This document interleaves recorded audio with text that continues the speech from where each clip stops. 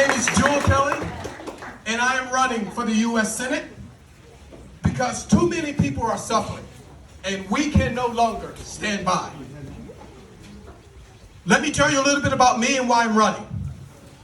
I am the eldest of 18 brothers and sisters by the same parents. And as you would expect, we grew up pretty poor.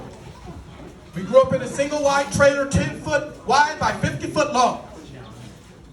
But praise be to God, I was the first person to graduate college in my family, get an MBA, become a military officer. I deployed twice in support of Operation Enduring Freedom and Iraqi Freedom.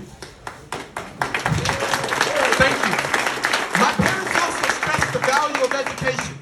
And so 17 of my brothers and sisters went to college, 12 graduated, 6 have graduate degrees. But I'm not here to talk about those who graduated college. I'm here to talk about the one who didn't.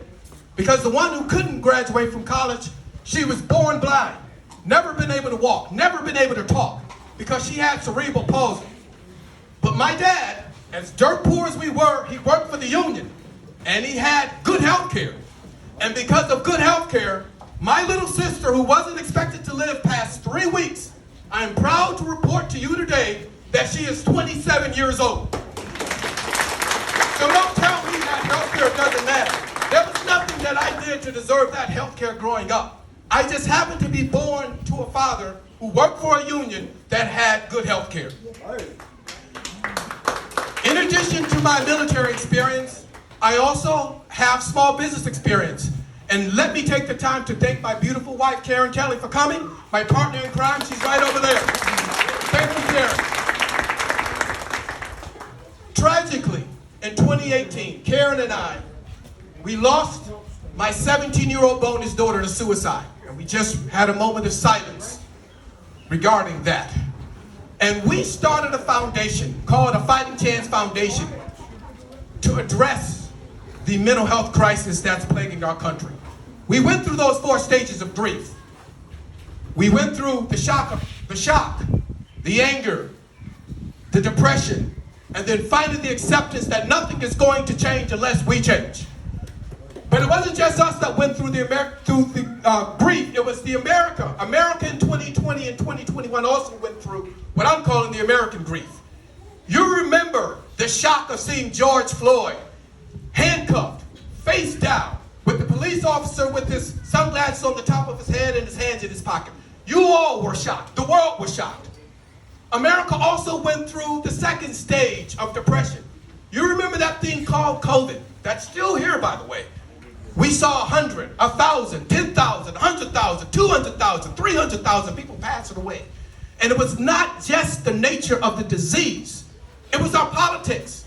Whether or not COVID-19 was a hoax, whether or not the vaccine was a hoax, whether or not to wear a mask, we went through that. The 3rd stage of anger. I told you that I raised my right hand 20 years ago to defend this country after Al-Qaeda and the Taliban attacked us. Then the enemy was foreign. January 6th, the enemy was domestic. And we, as a country, experienced the 3rd stage, which is anger. And then the 4th stage, acceptance.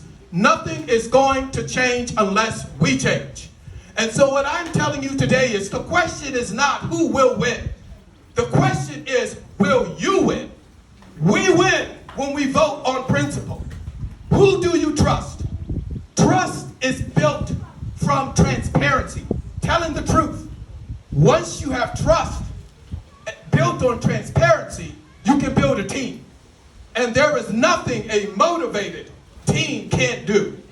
So Boone County, who do you trust? Think about our Republican candidates on the other side. Do you believe that the billionaires will represent you? Do you believe that the most elite have your best interests? Who do you think is going to fight for equality, justice, and security? We are one nation under God. We are one race, the human race. Justice, security, equality. Have no fear. Our flag is still here. There is no fear in love. Let's roll.